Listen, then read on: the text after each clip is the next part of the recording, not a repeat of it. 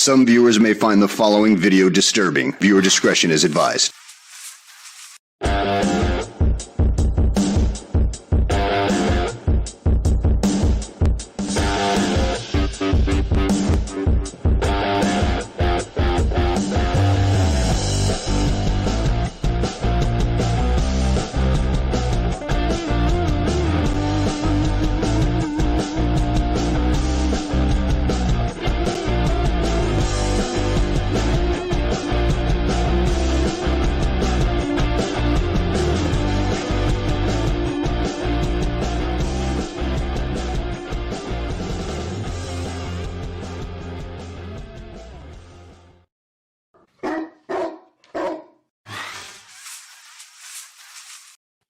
It's 4 o'clock in Los Angeles. It's 6 o'clock in Chicago. And it's 7 p.m. in New York City. Hello, everybody. I'm Mad Dog DeCipio. Joining me for a very special evening of Mob Talk is Michael Armageddon Murphy. Michael, how are you, my friend? I'm good. Good evening, everybody. How's everybody out there doing tonight? Better now that Lou joined. Our special guest tonight is former John Gotti friend and associate, former Gambino crime family associate as well. His name is Louis Ferrante, bad guy turned good guy. Now he's making money legit, giving speeches and courses to business. We're going to talk about that and at some length this evening. Lou, welcome to the show. How are you, my friend? Good, very good. Thanks for having me, Angelo, Mad Dog, and Michael. Nice to see you. A great pleasure to have you here. You and I have some friends in common. I don't know if you know that or not. Figured we might. I throw some names at you, like Larry Mazza. I know of them. And Larry and Meyer Lansky Jr., or as he's called, Meyer Lansky the Third. The third, I guess, right? He's got to be a grandson, I assume. Yeah, from the Mob Museum in Vegas. Oh, okay. Yeah. Yeah, I've had him on the show. John A. Light, Johnny A. Yeah. Yep. Johnny's been here. Nick Christopher, John Costello.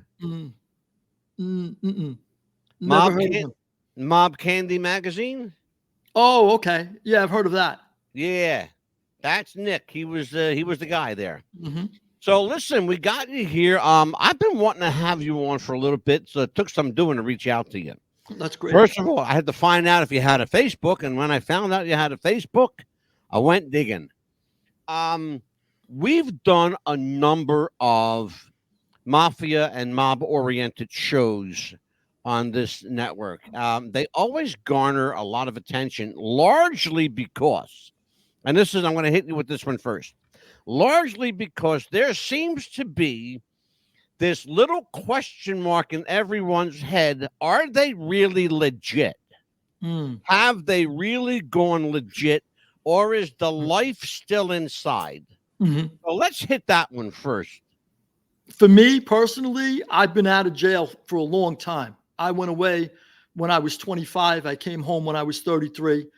So it's been a long time since I came home. So I've proved it. My whole life, I live legit now. Every bit of it. What I did was I gave myself the education I needed when I was in prison, while I was locked in a penitentiary with nothing to do but read. I gave myself the education that I knew I would one day need if I ever got out. And I was prepared when I did get out to then form a new life and carve my way in a different, carve a different path through life's jungle. Because it's all jungle, no matter what you do, no matter where you are. Life is tough for everybody. Sure. Prepare yourself. You got a better shot. So I did that. I guess the difference between the jungle and the forest, Louis, is how big and how ferocious the animals are. That's exactly right. I see on this side, there's more cobras as opposed to lions. Sneaky people who get you. Oh, yeah. Yeah, I mean, look, the world is rough. It's a Darwinian world, no matter how you look at it. Oh, for sure. Lou, my friend, Mr. Murphy here, he and I had a conversation a couple of days ago about some people you might know. Michael Franchise, maybe you know that name? Yeah, I know him. I know of him. I knew his brother John when I was younger. Hmm. Um, I never met Michael. I know people who know Michael very well. I was very close friends and still am today, 35 years later, with the Arenas. Vic Yeah. Arena Sr., who's in jail now for the rest Yeah. of his life, and Vic Arena Jr., who I see every week. I go to lunch with him. I'm still dear friends with him 35 years later. Right. They were part of the Colombo family as well. Yeah. Vic Jr. beat a murder racketeering case and then and decided to pack it in. He copped to another murder, did 10 years. And when we were together in jail, he told me he was going straight. I told him I was. We vowed that we see each other on the other side if we ever made it through that hell, and we did. Yeah. And we've been very close friends ever since. He's an extremely intelligent man. Mhm. Once again, he had the tools to go straight. He did not have to go back to that life. So he was able to go straight, but he did it with honor. Vic, Vic Sr. stood up that life in prison. He'll die in jail probably unless merciful judge allows him out, which hopefully will be the case. He's got some medical issues. He's got more medical issues than many people who do get compassionate releases. So hopefully get some relief in the courts. And Vic Jr., he also left that life with honor. He never rapped. As I said, he beat a major case, major racketeering case, and he left the right way. So I have a lot of respect for Vic Jr. Because of that, because he left. Absolutely. The right way. Yeah. Absolutely. Kudos. Absolutely kudos. Lou, how is a guy like Sammy Gravano still alive? I ask that question to myself all the time. If the mob was real, I mean, what the hell are they doing, right? How do you let this guy go that long? And I don't want to say the wrong thing because obviously, I don't want to get myself in any type of legal trouble and anybody accuse me of, trying to prompt somebody to do something to him. I have nothing to do with that life. But I do, looking at it from afar, where my position as I am today, I often wonder if I was involved in that life, if I was active in that life, I would get the urge to go look for this guy. Just for principle, just for general principle. Well, see, now you're exactly on my wavelength. My understanding, and Mike Murphy, I want you to jump in this too. My understanding, Lou, is that the old expression, and I've heard this my whole life growing up, and I'll tell you after the show because I want you to stick around for a little bit. I've heard this my whole life. It's not personal, it's only business. I've heard this my whole life. It's not personal, it's only business. Okay, if that's the case, if that's truly the case, what more business? What you get where I'm? What more business? Yeah, this guy flipped on the boss. As a mafia historian, and that's what I am now. I wrote a trilogy about the American Mafia called Borgata, the Borgata trilogy. The first volume is out now, and when I started to dig deep, and I got into the whole drama about Joe Valachi, who was the first really. There were snitches before him, but he was the first real public snitch who went in front of Congress. Testified in front of Congress, congressional hearings. And the reason why they wanted to kill Joe Valachi so bad at that time wasn't because he was hurting anybody. He was very low level. He didn't put anybody away with his testimony. He was a soldier. He was a legit guy. He was around Vito Genovese. That was legit. I'm not discounting his position. But I will say that he didn't put anybody away with his testimony. It was congressional testimony. It was more for public consumption as opposed to prosecutorial evidence against people. But the mob knew at that time that we have to kill him or he'll set an example for a lot of others to come. And they desperately tried to scheme and figure out how to get to him, and they couldn't. He was well protected. And that was the reason. So that's what I felt when I was around when Sammy went bad. I was one of the first ones, if not the first one, to hear it. I was in Pete Gotti's house with Pete's son, Peter, John's brother, Peter. Right. John's brother, Peter, his house. And I was with Pete's son. So when Big Pete came home. And when Big Pete came home, he said he just left the lawyer's office and Sammy went bad and he looked like shit. And I'll never forget it. So at that point, first of all, in my mobbed up mind at that moment, I did not believe it. I said, it's not true. He's going to sacrifice himself for John. I told my friend Peter. I said, he'll never go sour. There's no way. I could not come to terms with the thought that the underboss of our family might become a snitch. Yeah. I felt if I was around a table with 5 or 6 guys, I believed that they all believed as I did, which is we got to go. We got to go. We got to go to jail. We got to go. That's it. We understand the stakes involved. Nobody's under any impression that, we signed up for the minor leagues and we somehow accidentally got drafted into the major leagues. We know where we are. We know what we're facing. We know what we do every day. Exactly. And so to me, it was too much to handle, to take in at that moment. It took me time before I realized it was true. Now, at that point, what I feel like is the mob, all 5 families, should have gotten together and said, this guy's going to set a horrible example that's going to come back and bite us all in the ass. And they didn't do that. Yeah. And he went on and no one really looked for him as far as I understood. Supposedly there were a couple of lame attempts to find him. I don't know. The people I knew who were serious, if they looked for him, they would have found him. So I'm not sure what was happening. Yeah. So I felt like then he did set an example, because shortly thereafter, you had little Al Diaco goes sour. He goes in and says, I want to deal like Sammy the Bull. Then you had Gas Pipe goes sour. He goes in, he says, I want to deal like Sammy the Bull. And one after another went in there saying, well, I had less murders. Why shouldn't I get a better deal? He got 19 murders, 5 years. I only have 6 murders, and so on and so forth. Carmine Sessa, who again, I was very close with Michael Sessa, Carmine's brother. Right. Michael is a man's man. He's a gem. He's an honorable man. When Carmine went bad, Michael told me that Carmine sent word to him. When Carmine went bad, he sent word to Michael and he says, look, I'll get you a deal. You could be part of this. Come with me, Michael. We'll do this together. You could ride on my deal. You don't have to worry about anything. And Michael said, I'd rather die in prison.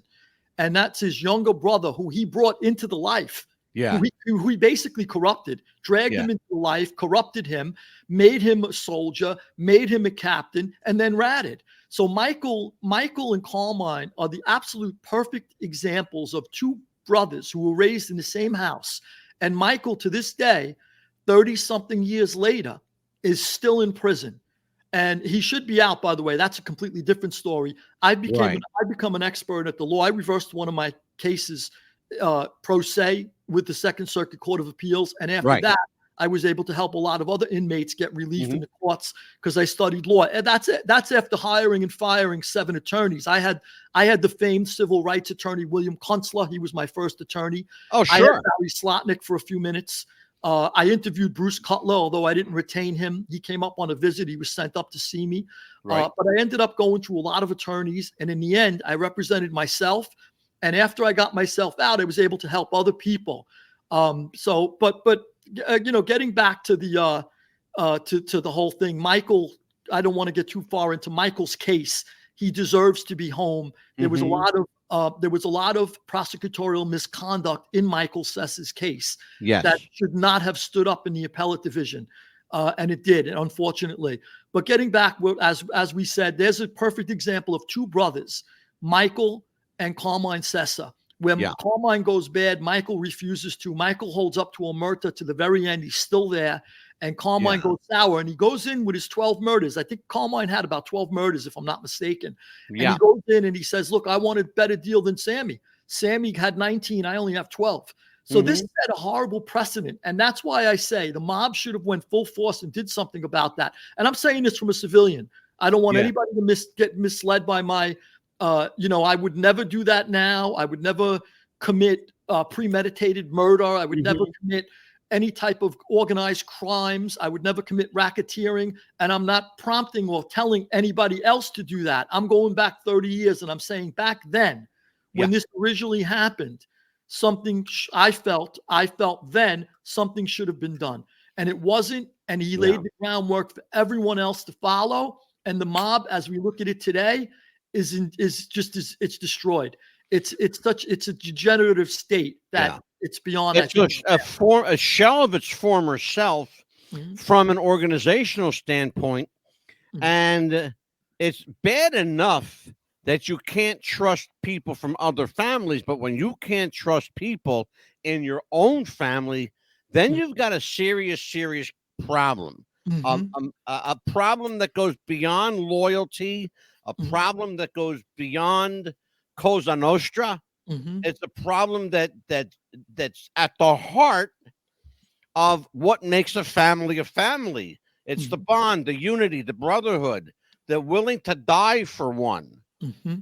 That's right, Angelo. That's out the window, my friend. Mike Murphy, questions for Louis Ferrante. Louis, how are you tonight? Very good. Thank you, Michael. And yourself? Old, fat, and gray. I'm getting there. It's a pleasant state of affairs. God bless us all. Yeah, be jolly and merry. We both come from organizations, you might say. Yours was done, in suits and ties. Mine was more denim and black leather and Harleys. Oh, what club were you at?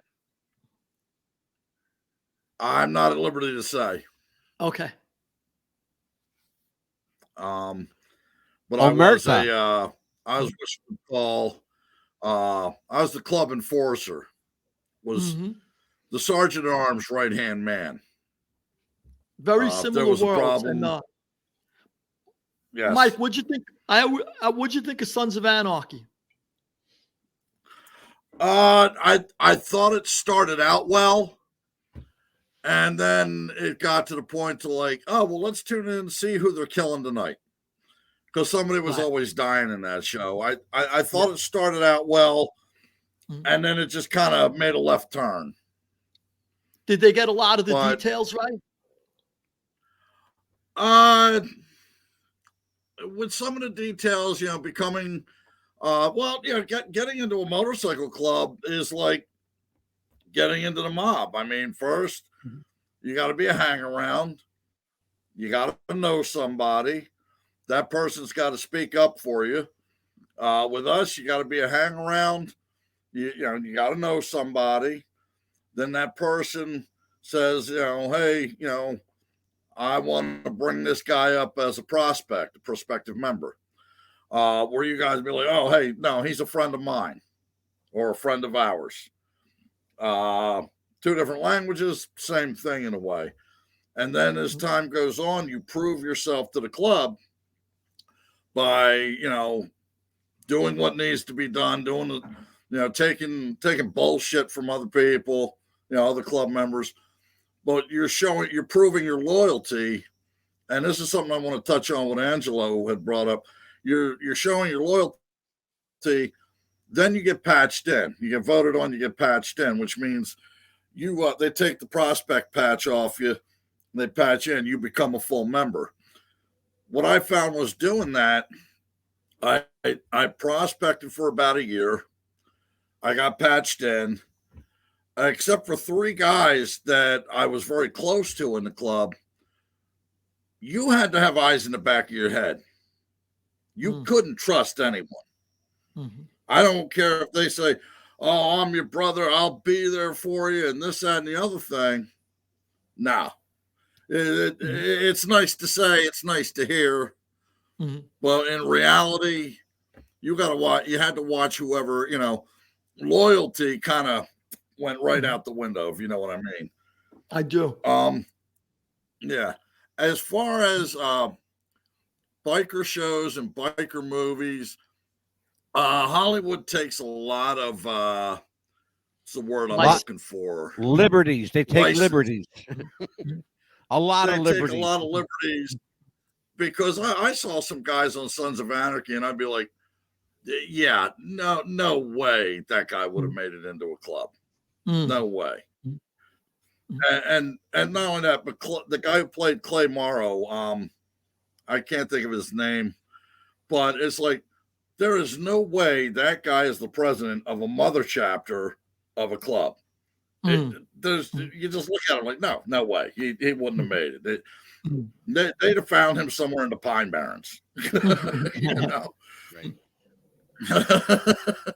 And but you know, so I'm sorry, you and I, we come from similar situations. Like you, I decided, you know what, I'm done with this, because I knew I was going to end up in one of two places. I was either going to end up in jail or I was going to end up dead. And I just said, you know what, I got a wife at the time. At the time, I had a wife. I got a beautiful son. I'm not going to put them going and you know, going to my funeral. And for a lot of guys, you're in a club and you die. Okay, some guys get a patch, they put it on their cut in memory of, and then they forget about you within like a week. Yeah. Sure. So. Yeah, I hear you. And the you know, I mean, the backstabbing is across the board. It's in every organization. So I hear you on that front. That went a long way in persuading me to get the hell away from the life. I just felt like anytime I was ever going to get arrested, I was going to do the time. And everybody, I felt like there were too many rats. I could never, they'll keep sending me back to jail. And the other thing is, a lot of the rats, a lot of the times, are the ones who put the bullet in the back of your head, and they don't want to pay the price for it later. So they almost have a license to kill, like 007. And I you know, I got to get killed by some guy who's going to cry in his pillow when he gets arrested and then go rat and tell the prosecutor everything he knows. That's not the guy I want putting the bullet in the back of my head. So, you know, it was a lot of that. I see what you're saying. By the way, I was away with I got close with a couple of bikers. That's why I asked you what club you were in when I was away. One biker had his arm up to the forearm was blown off. And I said, one day I asked him, so what happened? And he said that he was warring with another biker club and they mailed him a bomb. And he opened it. It blew his arm clean off. But he said, worse than that, he says, my son was in the room. And he goes, by the grace of God, my son's alive. But you know, there's a perfect example of, I mean, you know, that's like not something you know, that's not honor, killing somebody with a bomb where his children could be in the room when he opens it. You know, you want to kill a guy. You know, I grew up believing that violence was part of life. I understood it. From when I was a kid, I never shied away from violence. Sure. When I was in the life, I didn't shy away from it. I knew it was part of life. But, you know, you don't want to do things that might kill somebody's family, that might kill somebody's children. And I thought that was beneath my dignity as well. And that happens a lot in the mob now. I had a friend, I can't mention his name. He was given orders by gas pipe to shoot the sister of a rat. And he had no choice but to follow the orders. So he shot at the sister. And then when he was in prison with me later on, Gas sent word from another prison telling him, I don't want you to take a plea to that because we're not supposed to shoot women. And I don't want that out. This was before Gas went sour. And then he didn't. So he took a plea. He didn't have that covered in his plea, and took a plea for a lot of time. And then after Gas went sour, Gas ended up giving up the crime anyway. And then the guy was hit with new charges. So, you know, it's just like double crossed every which way you could think of. Double crossed, triple crossed, quadruple crossed. You know, when does it end? At some point you're pulling out your hair and you're going, this isn't for me. This is not how I live. And I would imagine you were the same way. It was probably beneath you. You seem like, you know, the fact that you left and you saw everything wrong tells me that you thought like I did. To what extent, I assume very close. You know, if that bothered you and you felt it was beneath you and it prompts you to leave, then there's something inside you that dwells inside you that's very much like what I have inside me. It just wasn't what I signed up for. Well, that's a great segue. That's actually a great segue. One of the people I had on the show in the recent past, Lou, was Larry Mazep. And Larry was here talking about the guy he worked for in the Greg Scarpa, the Grim Reaper. Here's a guy, in my opinion, again, I'm just offering in my opinion here, a guy that I think was incapable of having the mindset that you and Mr. Murphy have. I think he was incapable of that empathy, that little piece of the brain and the heart that are connected. Mhm. How does a guy like that become who he is? A lot of people, and I know a lot of people who were around him. I did not know Scarpa myself, but I knew a lot of people who were around him from the Wimpy Boys Club. Right. And a lot of the guys who were around him, there were a lot of signs over the years that something was fishy. Yeah. And a lot of signs were overlooked. And I mean, Carmine Persico had that. I could talk about Carmine. Now he's dead. Yeah. Carmine Persico had that Borgata for many, many years. That was his crew. And Carmine Persico, as I understand it, overlooked a lot. And, I mean, this is a problem. This was a major problem. When you have signs, when you know something's wrong. Joe Brewster, one of the guys Greg killed, was his best friend. They said Joe Brewster, the story goes, he turned to God and he was becoming a born-again Christian. So Greg got scared and clipped him. As what I understand from people I've spoken to and who were in the know, basically Joe Brewster was on to him. And he knew that he was willing to kill his best friend before he was outed. And that's what he did time and again. Yeah. And I think even Larry Mazza, again, I didn't know Larry. I know people. Yeah. Larry did snitch on friends of mine. So I don't want to weigh in on Larry. I don't know. Well, I'll tell you what, I want to interject there for a minute because it was Larry that related to us here on the show the story of the Reaper, of Greg Scarpa. Yeah. Yeah. And Larry did try to help too later on people, but go ahead. I'm sorry. True. But Larry will be the first to tell you, I think, and even on the show to the point where, he did, in full disclosure, tell the world his shortcomings. He was a snitch. He was a rat. He's lucky to be alive. He's grateful that, that life gave him a second chance. And I'll be very honest with you. He was one of those guys that I mentioned in the beginning of the show that I thought maybe was playing both ends against the middle. And that's just me. I can't prove it. But when you have a guy like that, like a guy like Larry come on and tell you, because he worked very closely with Greg Scarpa, the Reaper, that when you have a guy like Scarpa that is a stone cold sociopath, but playing again, rumors of him playing both ends against the middle. He's an informant. He's a boss. He's a hired killer. He's ratting out his own crew. How do you reconcile all of that craziness together? It was crazy.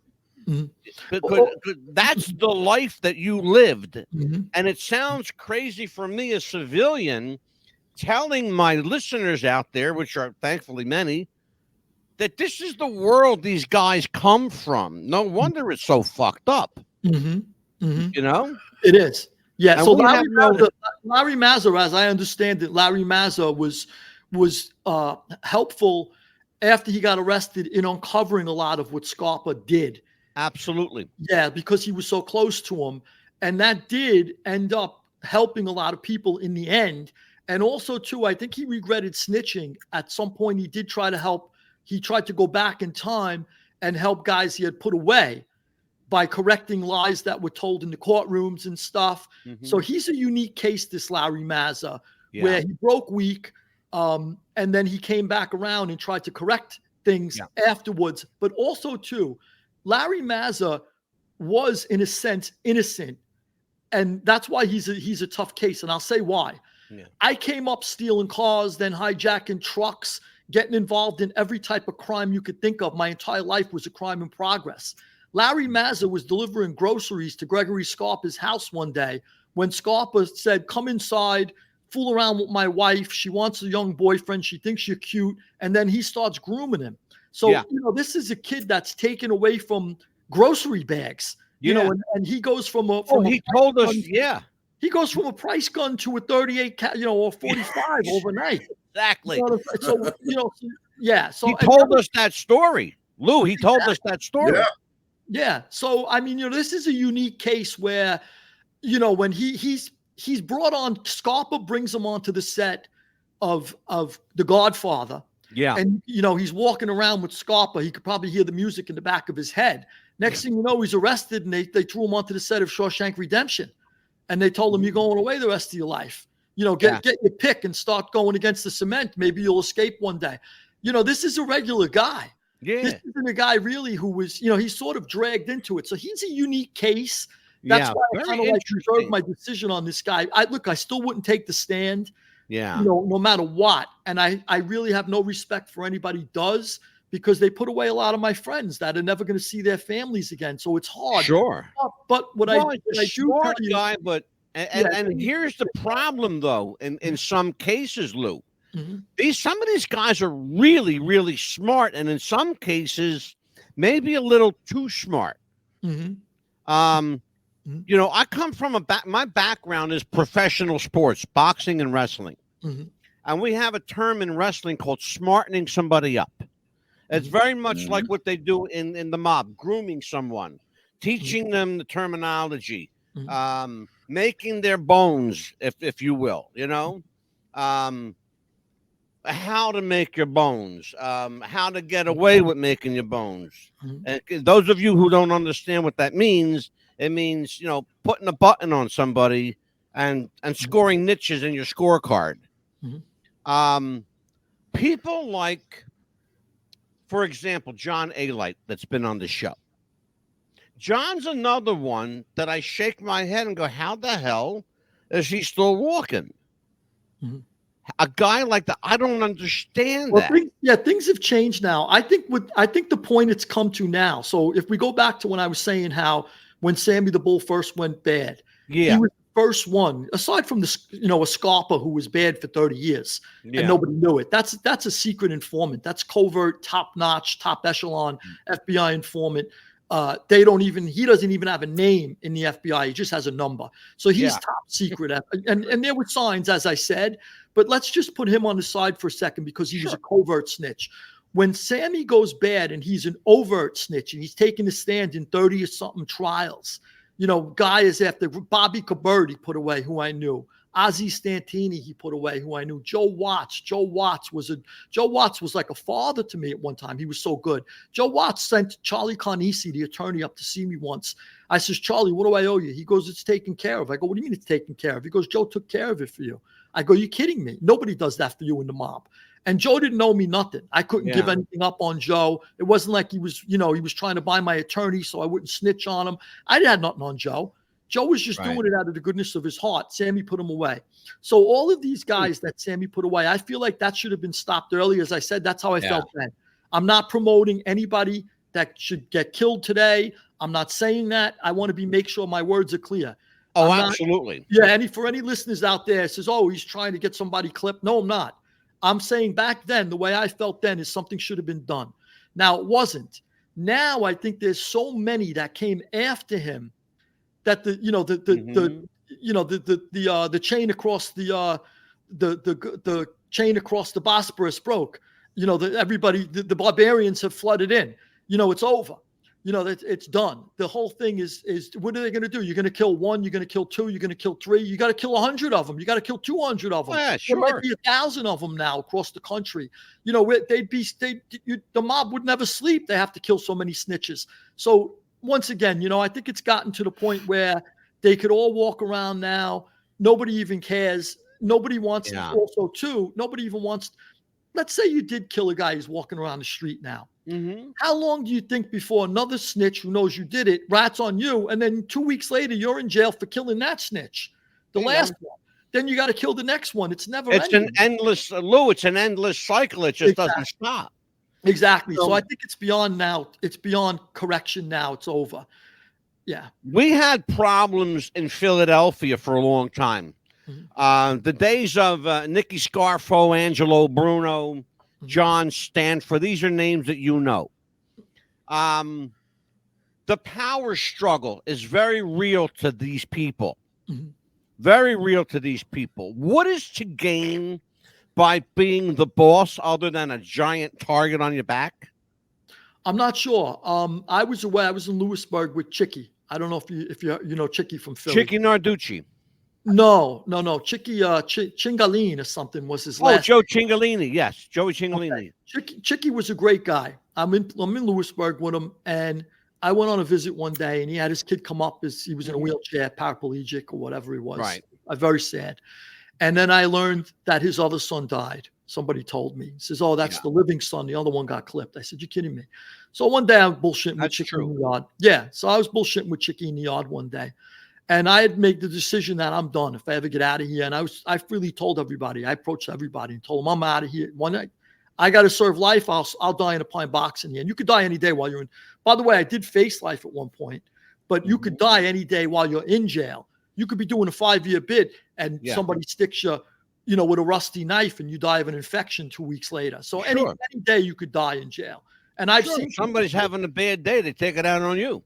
Angelo, my very first day in Lewisburg Penitentiary, the Aryan Brotherhood hacked to death 2 black Muslims with machetes, homemade prison machetes that were made in the metal shop where they make lockers. So I've seen death close up in the pen. It happens. It could happen any day. So I said to Chicky, I says, "Look, if I ever get out of here, I'm done." I says, "You got to feel the same way." And I was sort of like, I'm talking to him because now I don't know what his feelings are now. I'm going back many, many years. I hope he left a life. I hope there's nobody left that even bothers with him or knows him now, and he's going to just enjoy his retirement as a grandfather. That's what I hope. Whatever the case was, though, at that time, many years ago, I felt like one son dead and one coming up in a wheelchair. The writing's on the wall for you. Get the hell out. And he wasn't having that conversation with me. So at that point, I'm not sure what wavelength he was on. But then again, too, he's an old school guy. Maybe he didn't want to express himself if he did feel that way. I met guys who don't want to. I met one guy, I can't say his name. He's active still. But I was telling him, I'm going straight. I'm done with this shit. I'm not going to keep going in and out like a revolving door with these rats. And he said to me, "Well, this is the life. This is the way we chose it." And then on the side, he gave me a wink. And he says, "I feel the same way." He wasn't going to say it at the card table with 6 or 8 of us around. Right. That's like, this is old school thinking. They're not going to, they don't advertise their thoughts. And then maybe what they have on the street might be taken from them. Maybe then they got to show themselves. They got to show their claws or their talons in a different way.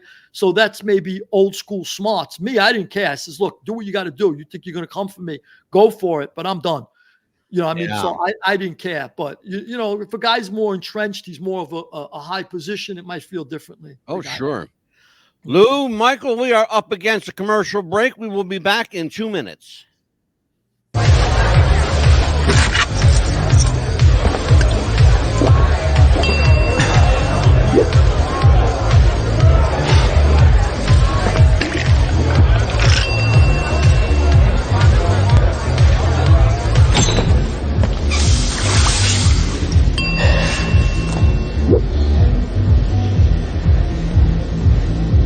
If you need to do something to feel okay to drive, you're not okay to drive. Don't drive buzzed. Are you ready to help your family get prepared for the unexpected? Here we go! Ladybug and Cat Noir know how important it is to be ready, because you never know when Hawkmoth is going to strike or a disaster will hit. And you don't need miraculous powers. Just put those planning skills you already have to good use. Make a plan that will help you and your family be ready when emergencies happen. Ready Kids can help. Get started at ready.gov/kids.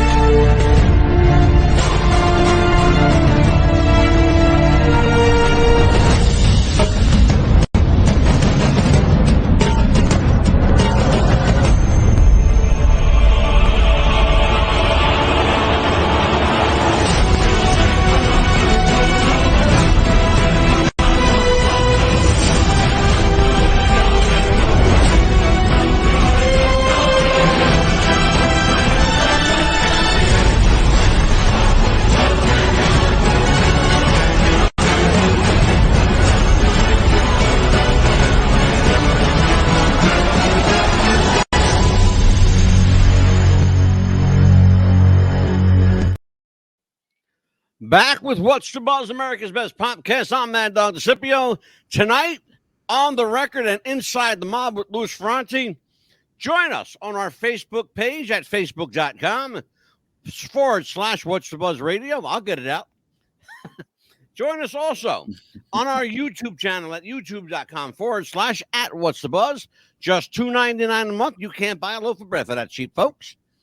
Again, I'm Mad Dog DeCipio, and tonight, inside the real life mob, what's it like to be an enforcer, a button man, a soldier? Louis Ferrante has probably done all of that and then some. Lou, let's talk a little bit about, and I know Mike and you and I talked about this off the camera earlier on, but what's the difference? First of all, let me back up for just a second. Why do we love the bad guy? Why does America particularly love the anti-hero? And what is this love affair we have with the Mafia movies? The difference between the real life mob and the mob in the movies. I'm sure they're very different. I'm sure they're portrayed very differently. But we have this notion, this romanticized notion, if you will, that the Robin Hood complex, the bad guy, the Mafia Don, is in some capacity the good guy. John Gotti was a killer and ordered murder, but they loved him. They threw parades for this man. As I get no better proof than Mr. Gotti himself. When I'll tell you what my thoughts on that are. When society is so corrupt, when local, state, and federal governments are so corrupt, and you're so fed up with them, the corruption in all across our governments, whether it be local, state, federal, is so much corruption. And we know it, and it's out there, and the news, and luckily there's two parties, so they each accuse each other of corruption, and we get the real scoop. You know, we have to sift through it a little, but we get the scoop about them. So we know they're corrupt because they accuse each other constantly of being corrupt. And then you have the little guy who says, well, I have to dump all my money, I have to pay all these taxes. What do I get in return? My money goes here, my money goes there. My money never really goes to what I want. I still got to pay for my kids to go to school. I'm paying out of the ass for this. I'm paying out of the ass for that. I can't go shopping. My refrigerator is empty. I can't buy a steak when I want a steak. I got to have a hamburger at best. You know, maybe one day I'll go for next month. Maybe I'll get a steak. But they keep taking my money and they keep sticking it to me up my ass. And they keep telling me that something's wrong with me. And then you have a guy like John Gotti who says F you to them.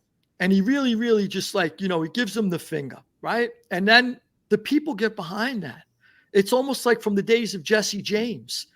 You know, I mean, this must have been going on for a long time. John Dillinger, Bonnie and Clyde. Sure. Why do Americans love them? Because Americans always feel like they're taking it in the ass. So when a little guy gets up and says, F you, F you, F you, your whole system, I don't care about it. It's kind of like appealing. You know, there is something sexy about it when a woman does. You know, there are women who've done it.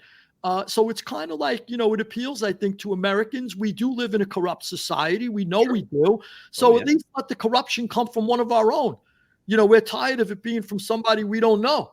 You know, somebody who went to the best schools, who had the biggest money, who could put $50 million into a local campaign, $500 million into a big campaign. You know, give me the hero who eats a tuna fish sandwich down the block where I eat. That's what I want to see making it, giving him the finger to the man. So I think that's part of it. I think that's a big part of it. Interesting. I mean, you could go back to Oscar Wilde, and he said Americans, I think it was his quote, Oscar Wilde said, Americans love their criminals. You know, and that's, you're going back to the late 1800s with Oscar Wilde, right? Or the 1800s when Americans love their criminals, Americans. And we always have. Oh, sure. I mean, historically, we look back, Al Capone was as ruthless as they come, but yet the man was a benefactor. He gave money away. In Philadelphia, again, recently around in my neck of the woods here. Joey Merlino, they call him Skinny Joey. He was the boss for a while. Mhm. Would give, turkeys away, have dinners for people, like hundreds of people at a time. Mhm. But little did they know that they're eating, ill-gotten goods. Mhm. I'm one of those people. I'm a proud Italian, and I'm not one of those individuals who ascribe to the notion of the mafia or the whatever name you want to give it to it, Cosa Nostra. I never understood why I saw people, and growing up, I saw people in my family kowtowing to these guys in these nice pinstripe suits. It bothered me. It always bothered me. And I grew up with the resentment of my own people. I don't like a lot of Italian people. I don't like the whole notion of, the extorting from your own people. Because essentially that's what they're doing. The mafia, as you read it historically, started in Sicily to protect people. And you paid to have this black hand stamped on your business. That meant stay away. They're under my protection. Now, those who were sworn to protect are the ones doing the damage. Your thoughts on that, my friend? I have a lot of thoughts on that. And I went deep into that in my history. Borgata, Volume 1 of my trilogy, which is out now. I go deep into the Italian-American experience, which has a lot to do with, that's the blue cover. Actually, the red cover. I should hold it up. I got one here. I have it right here. Oh, great. So that's the U.S. cover, the red one. I go deep into it, and I explain that the Italian-American experience is very unique because most of us who came here, our parents, our grandparents, our great-grandparents, were from Southern Italy, usually. Some Northerners came, but a lot of from Southern Italy, and they were mostly poor, and they came here seeking work. So you didn't get the Da Vinci's and the Michelangelos getting off the boats. You got people who were really, really just looking for work. And this country has never given us really any credit as Italian Americans. And I think that's been a big deal. I was away with a kid. He said to me, Lou, every time he was in jail with me, his name was Lorenzo. He says, every time since I'm a kid, I turn on the TV, I see all these people doing great things. But every time I turn on the TV and I see Italians, they're mobsters. He goes, so what was I going to do? I thought all I could be is a mobster. He goes, I never thought I could be anything else. Yeah. So he says, this is sort of like the brainwashing of American. And in a sense, look, a lot of these directors make great movies. I don't want to name them. We all know who they are. Sure. They make great mob movies. Absolutely. But they really do contribute to this sort of like misguided Italian-American youth who only sees themselves as being good enough to be a mobster. And they really are, so I went deep into it, the Italian-American experience, which sort of like parallels the Italian-American mafia experience. They rode in on the same boats. They rode in on the same immigrant waves. It's just that 99.9% of the Italians only wanted to work hard. That's it, Angelo. Just give me an opportunity. Yeah. And they looked all around the country for opportunities. Please, just let me work. That's all I want to do. And they were considered the hardest workers in the country. That, my friend, ties directly into my story. 40 years ago, 40 years ago. And I'll be 65 this year. 40 years ago, I was working a job at a very nice paying job, high profile job at a radio station in Philadelphia. I was unceremoniously let go one day because the station manager was told to put a particular gentleman's nephew in that spot. I've never worked in radio again since that day. Okay? Since that day. This is what I do now. I've been doing this for a very long time. The podcast. Okay? Other than working for very small radio stations and doing live shows, this is what I do now. This is but luckily I own this station. And we're very fortunate to have almost 12 million subscribers worldwide. There was no small. There was nobody doing me favors. I did. You're the epitome of the Italian American experience. Somebody who came up from nothing, didn't go to a criminal side of town, and was determined to make it. And in the face of sheer nepotism, obviously that's how you were displaced. You picked up and went on again and picked up the pieces once again. And that's where most of my ancestors stand. My father's parents came here with nothing. I wasn't from a mob family, by the way. My mother's side was a little crooked. My grandfather had 8 Bronze Stars in the Asiatic Pacific, but then he took numbers on the side. He drove heavy machinery. He got into the Union as an operating engineer, drove bulldozers. My uncle went away for hijacking. I remember going to Sing Sing prison visiting room as a kid all the time. We used to go visit him up in Ossining, New York. Then we'd visit him in Arthur Kill, wherever he was. We went to visit him. And so I grew up in prison visiting rooms and then ended up in one myself. But my father's family, hardworking Italians, all they wanted to do, they would never break the law. It would never even cross their mind to break the law. Sure. And most Italians, I wrote in the author's note, which I won't read the entirety of it, but I did say that Italy has been called mother of the arts, mother of the opera, mother of high culture, mother of the Renaissance, mother of the church.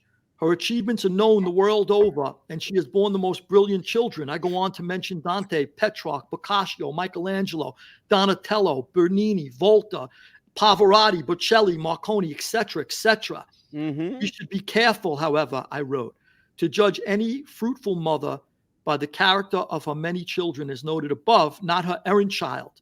Nevertheless, even a wayward son is worthy of a proper evaluation, perhaps more so. Let us not, however, confuse the good with the bad. And I go on to introduce Mother of the Mafia, which Italy was as well. And it's a very small percentage of the Italian people. I want to take a couple of quotes here from you. The first is something that I've thought about for a long time, and I was glad to see that you and a few other people have penned this, put pen to paper. The Mafia is the longest running corporation in history. It thrives along with other companies during prosperous times and flourishes even more in periods of economic decline. Bear or bull makes no difference to the Mafia.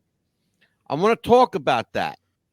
Why is it that a guy would rather beat you for $20 streetwise than work for 1,000 legit? What is it about? I call it the Jimmy Burke complex. If you remember Goodfellas, all right? Jimmy Burke was a fucking petty criminal. He was a petty guy that had one day woke up with a set of balls and said, okay, we're going to hit Lufthansa. All right. And made the biggest score in organized crime history. But Jimmy Burke was this kind of guy that would rather beat you for 20 than work for 1,000. Explain this to me, this mentality. I don't understand it, Lou. Yeah, so I will. It's the and I lived through it, so I know and I understand it. There was an incredible amount of excitement in my past life that I will never experience again. I sat at a desk for 7 years writing this trilogy. I hosted a show for Discovery Channel. It's exciting. You do a few episodes. It's exciting when you're in the mix of things, but there's nothing that could ever compare to a heist, to a hijacking, where your blood goes, skyrockets. You got, your stomach, you feel every last whit of bone and breath in your body is at its absolute, limit. It's to the final, and everything is on the line. Your life is on the line. You could die while you're doing it. You might, God forbid. Sure. I thank God I never had to kill anybody, but I could have been killed, and worse, I could have killed somebody. Thank God that never happened. But everything is on the line. The rest of your life in prison could happen. Everything is on the line, and nothing. Any gambler will tell you who loves the stakes at blackjack, at poker, at Texas Hold'em, etc. They like that there's big money on the line. That's what gets them going. Imagine if your entire life, everything you've ever done to this moment is on the line. And that's what was on the line for me when I did a heist or a hijacking in relation to, as they say, Jimmy Burke. I went away for heists and hijackings. Right. That was what I was known for. To be completely clear, I ran a heist and hijacking crew within the Gambino crime family. Right. So I was the guy who you came to if you had a tip. If you came to me, Ange and Michael, and you said, look, the two of us are aware of this guy, and he's running trucks out of his warehouse, and Friday is a truckload of this and it's worth that. I was the guy, scoped it out. I figured out who I was going to take, and I did it. So, or a safe, a vault, whatever you gave me. And, we were even charged with arming cars. Yeah. It was something we wouldn't do. I was investigated for arming cars, arming car depots, you name it. Maybe yet to come out one day, who knows? But, for the most part, I will never have that rush again. My life is sort of like, it's like everybody else's. You pay the bills, you got the water bill, you got the electric bill. That lawlessness is also too a freedom, as bad as it was. And I wouldn't want to go back to that. I would never want to be that lawless again. I never want to have victims that I trample over in my life. So that's something I would never want. But if you isolate the fact that it's lawless, and that lawlessness is a freedom that I will never experience again. You just don't give an F. But isn't it by the same token, Lou? Isn't it kind of like a paradox that you're paranoid? You're always looking behind you. You never know where the next, you don't know where the next bullet's coming from. But that's part of the high too, Angelo. The fact that I've heard people say that, Lou, that there's a euphoria about that. There is. Yeah, there is. It's part of the high. I pulled up to my house one night, and I would always look around. Somebody waiting behind the bushes. I pulled up to my house one night, and the guy lifted himself on the seat and took off. To this day, I wonder if he was waiting on me. Why is he laying across the street? He wasn't with a woman. It was one guy, as far as I could see. It wasn't like they were playing games. It was two, a man and a woman. One man, and then he speeds off at 1,000 miles per hour. What the hell was this? So you wonder, but it's part of the game. I mentioned Vic Arena earlier. Vic Arena lived through the Colombo War, which claimed 12 lives. Vic at that time lived through constant excitement. It's a state of mind he'll never experience again. Him and I are old farts. We walk on the beach now and we look at seagulls and throw bread at them. It's like, it's a total different world. Yeah, sure. But he lived that where his life was on a line. A guy like Gregory Scarpa, who's a government-paid informant with a license to kill from Scarpa's own mouth, quote unquote, he told his son, I have a license to kill. Or he told a few people. And, here's Scarpa, who has the authority, quote unquote, the authority to kill him, his father, his brother John, and he's got to watch out for him. And he doesn't complain that those days were boring. He complains that his life now is boring. So that's a high you're never going to achieve. And I think that's what people get out of watching the movies. I think it's 2 hours where you could sit on your couch, crack open a can of soda or a beer, break out the popcorn, and just immerse yourself in that world for 2 hours. You're Ray Liotta, you're Jimmy Burke, you're Jimmy Conway, Robert De Niro. You're part of that world for 2 hours. They all get killed, and then you go to bed, and you're alive still. Mike Murphy, questions for Lou? Well, not so many. I've got a couple questions, but a couple things I wanted to touch on, Angela. You said, what take your time, brother. Why are we so fat?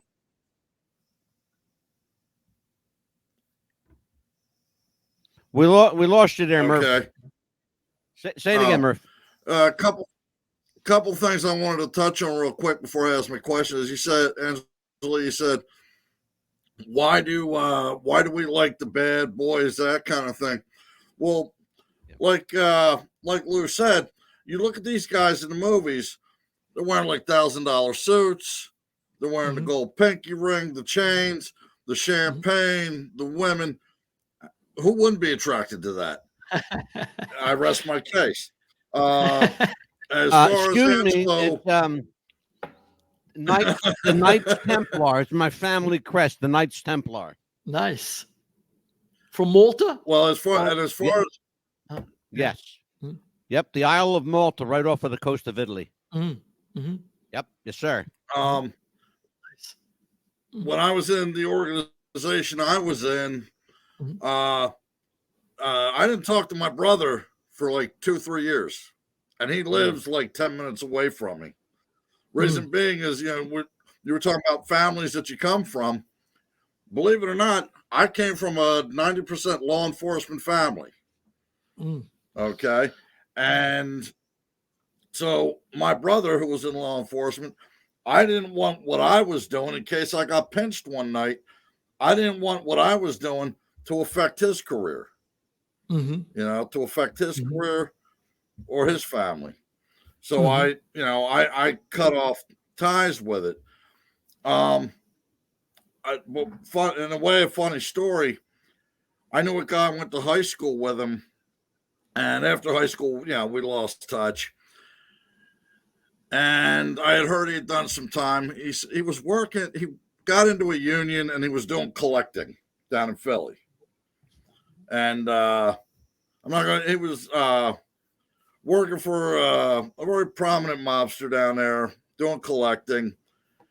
And one day we're sitting at the bar, and I'm having a couple beers, and he's drunk, and he's talking off.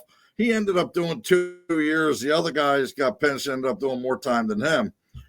And I looked at this guy. I said, "Look, you need to shut up." Well, what do you mean I need to shut up? I said, "You need to shut up because, one, you never know who's listening." I said, "Two, you did 2 years. Those guys did 10. I said, "You don't think they noticed that you got a shorter bit of time than they did?" And they're not wondering why. I said, "If I were you, count your blessings that you got out of it." I said, "And leave it alone." Now, as far as Angelo growing up Italian, I didn't do it. Angelo was only Italian till about 3 years ago, because then I said to him, no, I dubbed thee. I said, "Nomine Patris et Filii et Spiritus Sancti," now an Irishman.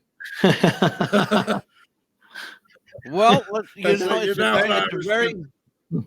it's a very interesting segue to talk about the Irishman, because one of the things that I want Lou to do when he comes back with us, and by the way, Lou, you're already scheduled to come back. I'd like to, when we get off the air, I want to talk to you for a couple of seconds, because I'd like to do, this is part one. I'd like to do a 3-parter with you. You've got so much info that I want to get into. I want to climb into your head a little bit more. But this is great stuff. During a already scheduled show that Mr. Murphy and I are going to do, you would be absolutely ideal for it, because we're going to talk about Jimmy Hoffa and how John Kennedy was affected by the mob, Carlos Marcellus, Sam Giancana and company. Did they have anything to do with it, or were they scapegoats? They had everything to do with it, and I went deep. I'm going to tell you, Angel, I'm glad you asked that. So the second volume of my trilogy, which will be out the end of this year, the second volume will be. They got to give the first volume time, I guess, to get out there. People read it, then they come out with the second volume. But I wrote all 3 volumes already.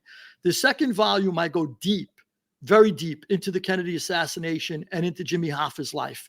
That's us. We live for that stuff. Well, let me tell you, it was fascinating, Angelo. So I could see why. It's apparent. It became apparent to me.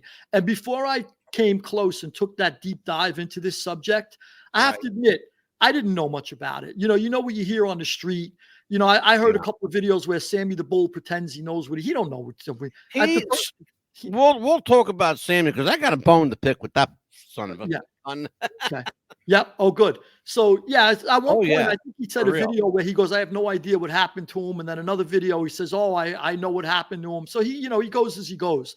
But I'm going to be completely honest. I never knew exactly the ins and outs of this. I heard what every layman heard about the assassination, about Hoffa's disappearance, etc.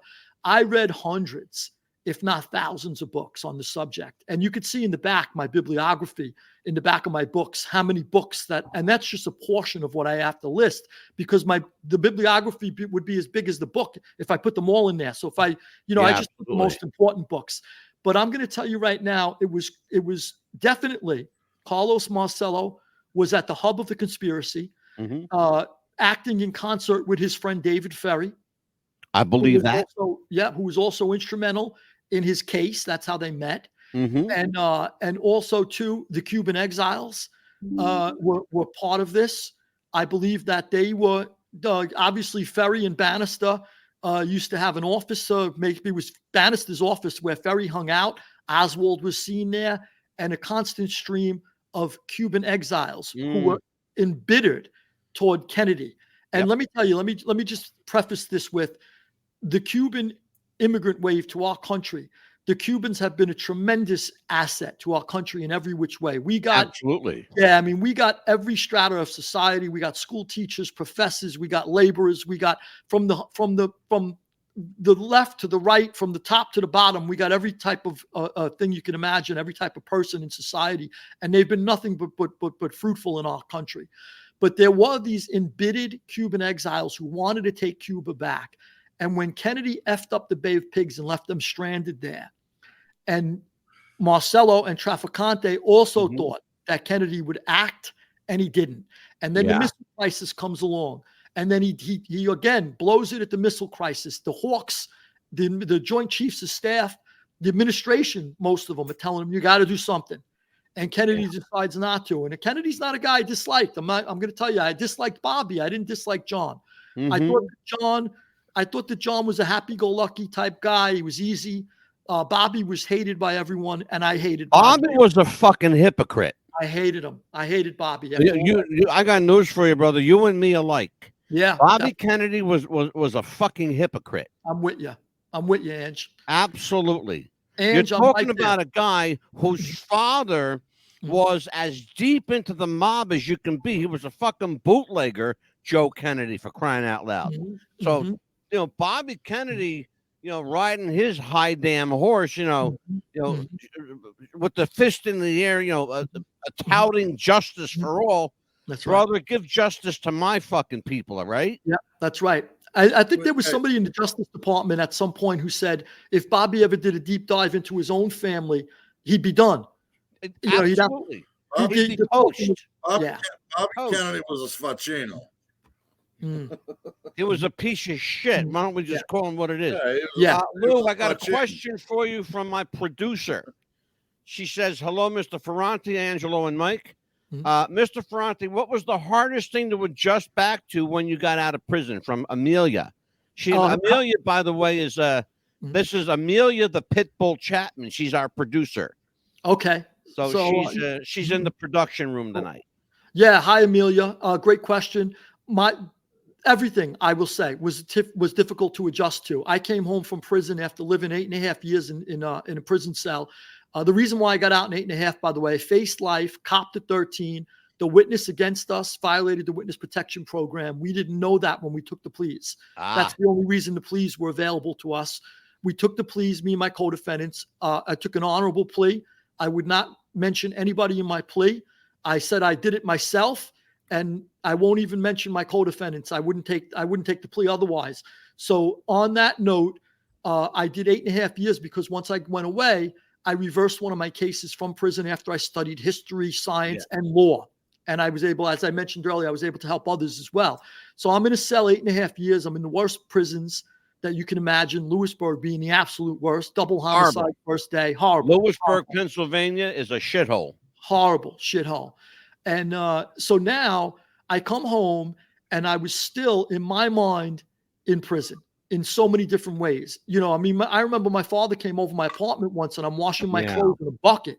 And he goes, what are you doing? I mean, this is how I wash my clothes, in a bucket. So I don't know. Lou, can we talk about that? Can you, as you're speaking about, that transition, I think the biggest transition, at least to anybody with a reasonable sensibility, is the mental transition, the emotional transition. How did you transition back into society mentally and emotionally? Yeah, you have to decompress. It's a great question. I mean, it's so overlooked in today's society. I mean, the rate of recidivism speaks to that, but nobody delves deep and asks the questions that you just asked, which get to the heart of the rate of recidivism.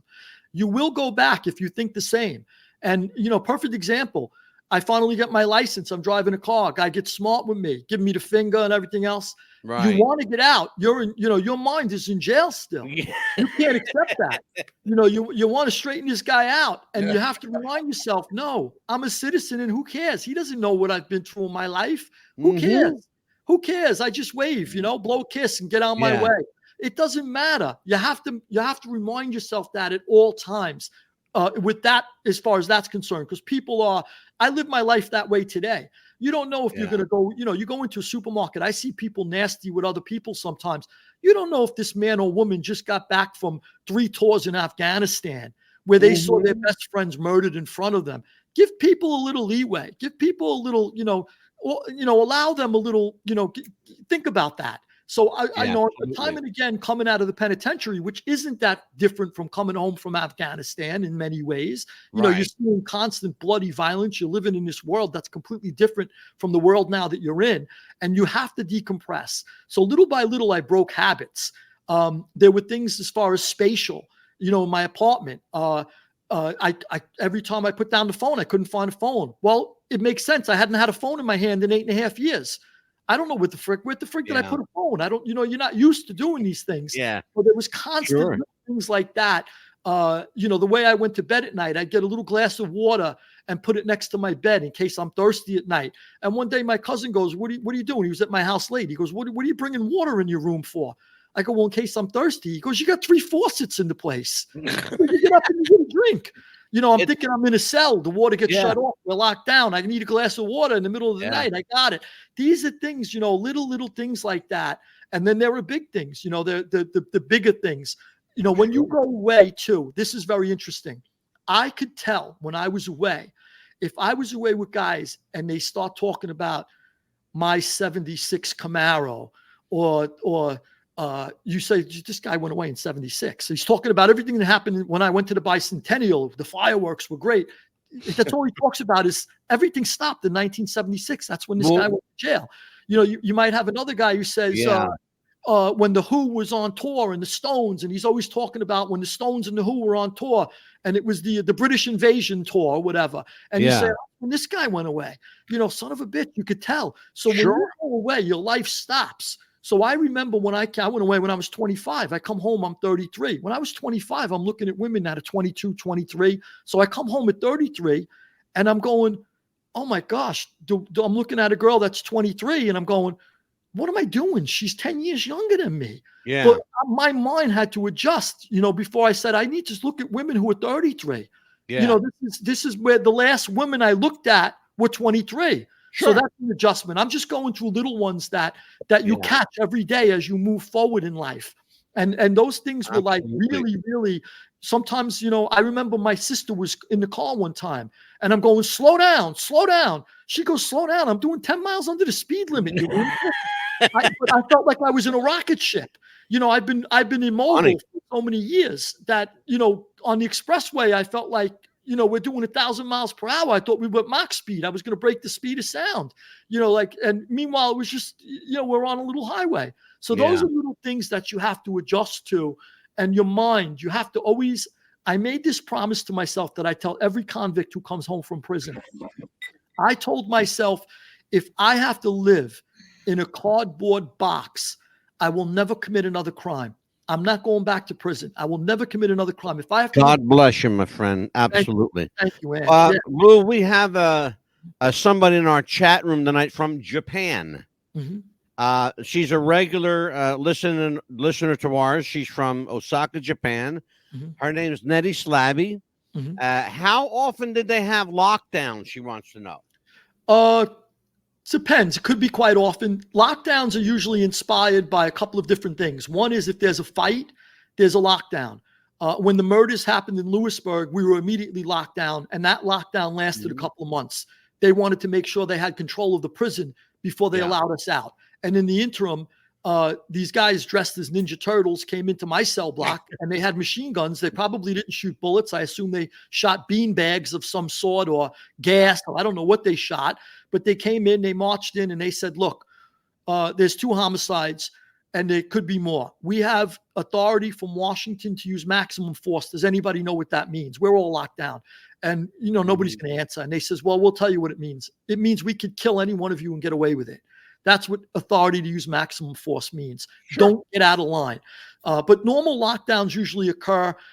Usually there'll be like what they call a shakedown, which you're locked in your cell and they do a shakedown. They're looking in people's cells for something. They might have a tip that there's some type of drug paraphernalia or drugs that have been smuggled in on a visit. Maybe they want to search for it. Maybe somebody's got a shank. And when they do shakedowns, they lock down your tier block, and they usually come up with a big bin of stuff, whether it be knives, whether it be any type of contraband. They fill up a whole bin of things that they come and they take everything from you. They usually strip you down. If you're lucky, you're left in your underwear. So they do lockdowns, but the lockdowns are usually inspired by an issue within the prison, whereas shakedowns are more regular, and those are miniature lockdowns where you're locked down in the midst of a shakedown where they're looking to just clean out the place and make sure that they have a record of how many times they've come into the prison. In case somebody does get killed, they could say, well, we did 6 shakedowns in the last 2 months, and this place, as far as we were concerned, was clean. This thing must have just happened. Something must have just came in. This shadow just been made or something. So that happened. Mike, questions for Lou? One thing I wanted to tail off from what Lou said, when you get out, I don't care if I'm going to, you have those, what they say, foxhole prayers, like the God, oh, just get me out of this. I'll never do it again. I was always afraid that with the foxhole prayers I was always afraid God was going to send like some leg breaking angel to come down and collect. Okay. Like you look at me like, let's review. I'll never drink again. I'll never drink again. Don't let her be pregnant, and I'll never drink again. But the one thing he said, it's true. When you get out of the lifestyle, be a prisoner, get out of the lifestyle, you have to retrain your mind to a different way of living. See, when I first made it into the club, it was like I was given the keys to the chocolate factory. Okay. I could go where I want, do what I wanted. And the party never ended.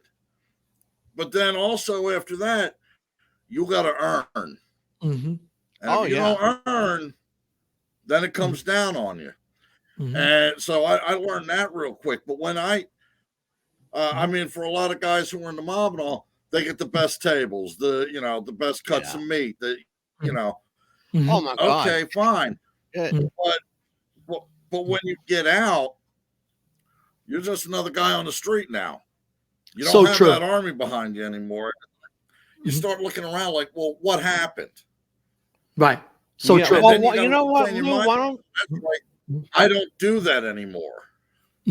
Yeah, why don't you address that, Lou? Because that's a really interesting point Mike brings up. Yeah, he did. Mike really brought up an interesting point that I actually experienced before I went away. I walked into a restaurant, people were falling over themselves to seat me. A lot of times they ripped up the bill. No one wanted, and I'd give the whole thing, I'd give the whole, whatever the bill was, I'd give the whole thing to the waitress. Now I'm on the other side, I'm coming home, and I'm walking into a restaurant, and I can't even get a seat. Nobody knows. I'm away so long. The guys I was away with are either dead or in jail. The guys who knew me on the street, and I'm not around them. I had a list of 300 members of the Gambino crime family who I could not associate with, or I would go back to jail. And they said, look, you could be my probation officer, who, by the way, became my dear friend over 20 years now. He's my close friend, and he just retired. Great guy. We became close afterwards. He still was my probation officer at the time. But, he said, if one guy's walking one way and you're walking the other way and we snap a picture, you're going to jail. So what happens is I go to a diner where nobody knew me. I wanted to stay away from everybody. I'm in a diner where I don't believe any mob guys go. Next thing you know, John's brother, Richie. John had a brother, Richie Gotti. Right. John's nephew, Richie's son, was Richie, who was, by the way, a gem of a guy. Richie says, Louie, in the diner. I says, son of a bitch, it's Richie Gotti. I'm going to get violated. I had no idea. I thought I picked the diner no one knew about. So Richie comes over, gives me a big bear hug, grabs the check. I got it. He goes, how you been? He goes, he knows I was away. I says, Rich, I'm good. I says, let me ask you a question, Rich. And I was thrilled to see him, but I said, let me ask you a question. Are you being watched? He says, yeah, they're outside now in the parking lot. Oh, for God's sake. Yeah. So I said, son of a bitch. I said, do me a favor, Rich. I go, do you mind if I go to my probation officer and call him and just tell him I bumped into you by accident? He goes, of course not. They know I'm here. So I says, all right, I'm going to call him tonight and let him know. And I did. And he goes, thanks for telling me. I didn't want to get violated for nothing. Yeah, I'm sure. at a diner. I got to get violated for a grilled cheese and tomato sandwich. Exactly. Right. Yeah, absolutely. Yeah. So, there's a lot of things. Yeah. Mhm. Craziness. Basically, I'll tell you what, I would love to go on all night with this, but I tell you what we have here. In the chat, Nettie Slabby says, what about a woman that's 43? Ha ha ha. She says, yeah, that's young for me now. right? She says, I just joined in. I don't know what he was in for. So very quickly, wrap it up for her as far as what you went in for. Okay, in a nutshell, the FBI wanted to put me away for a long time, the rest of my life if they could. I was arrested by the Secret Service. That was one case. I was arrested by the FBI. That was the worst case. It was a Hobbs Act, which is like a RICO indictment. That was interstate commerce, which had to deal with hijackings. And there was an armored car on that case. And then there was also another armed robbery that I was pinched for in the state that I did not do. A co-defendant of mine and the feds did it, but because I wasn't a snitch, I wasn't about to tell anybody that. Right. So I ended up, I got 5 years for the first case. The second case, I copped out to a total of 13 years.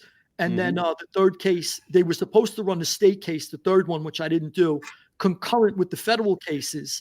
And because I reversed one of my cases, after 6.5 years, I was sent to the state for another 2 years. So I did 8.5 years in the end. But I did face life, and I just want to let your listeners know how. In the feds, if you have, let's say, 10 counts, and each count holds a statute of 10 years, which they did. So each time there's an armed robbery, which a heist or a hijacking is, it's a 10-year statute. So if you have 10, that's 100 years, 10 counts. Then each time a gun, I believe it's the same laws today, but it was then, each time a gun was used in the commission of a crime, it was an additional 5 years on top of the 10. So there was another 50 with that. So I was facing 150 just with 10 counts on a Hobbs Act. Now, can you get that if you go to trial and if you have the audacity to challenge the government and make a prosecutor pick a jury and tie up a courtroom for 2 or 3 months and inconvenience the judge, et cetera, et cetera. They will give you every second they can. And they did it to friends of mine who came back from court time and again, where I was in the detention center, and literally cried on my shoulder after they were sentenced to 120 years, 130 years, 85 years, 62 years, 98 years. So I saw it happen. So I did duck a life sentence by pleading guilty. All of my co-defendants pleaded with me. They got better deals than me, but it was supposed to be a global plea where I had to take it for them to get it. And they asked me to take it, and I was happy to take it. They all stood up. They were all men. So we took it, all of us together. And then we learned later on, because originally they said 20 years, take it or leave it. And then the pleas came down, and we never knew why. We thought that through time, the cases weakened. But we learned after I reversed one of my cases on a technicality, not because I was innocent, but on a technicality. I came back to court, and I learned that the guy had violated the witness protection program, and he was thrown out. So they never had a witness against us. But having said that, by the grace of God, I didn't know it, because I would have never done the time, and I would have never had the opportunity to educate myself, and I wouldn't be talking to you right now. Incredible. Wow. I will tell you what, you want to talk about inspiration and pure determination, grit. Lou Ferrante has it in spades, ladies and gentlemen. He's got grit in spades and a hell of an intellect to go with it. You got to be smart to represent yourself. They say a person that represents themselves has a fool for a client. Well, not Lou Ferrante, because he got himself off a rap. That's a smart guy can do that. Lou, I want to ask you to stick around with us for a few minutes while we're going to go off the air. Tomorrow night, those of you that are joining us as you usually do, we're going to put an exclamation on the murder of Chris Benoit, the alleged murder-suicide of pro wrestler Chris Benoit. Mr. Murphy and I believe that it was a hit of some sort. We don't know if it was a mob hit.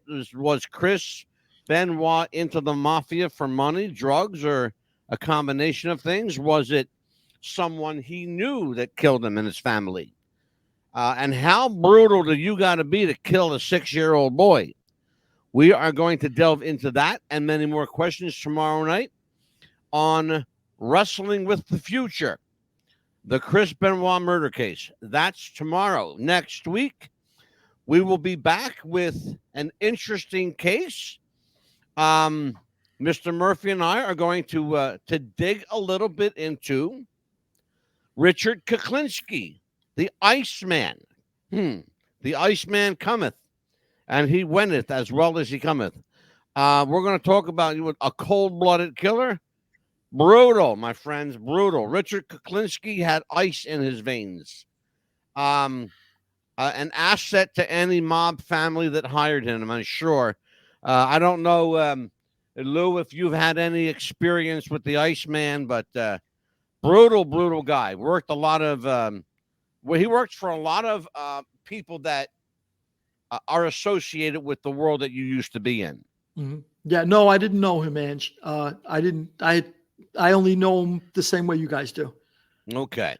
Yeah, we're going to talk a little bit about him. And, of course, Lou Ferrante will be back with us for a part 2 and, God willing, a part 3. I would love to have Lou back again.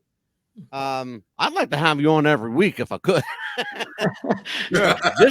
We love having you on. Thank you, Ange. Thank you, Ange and Michael. Thank you. Thank your listeners and viewers. Thank you, everyone. For Michael Armageddon Murphy, for Louis Ferrante, Big Lou, I am the Mad Dog, Angelo DeCipio. Until I see you next time, ladies and gentlemen, be good to each other. God bless and take care. Bye-bye.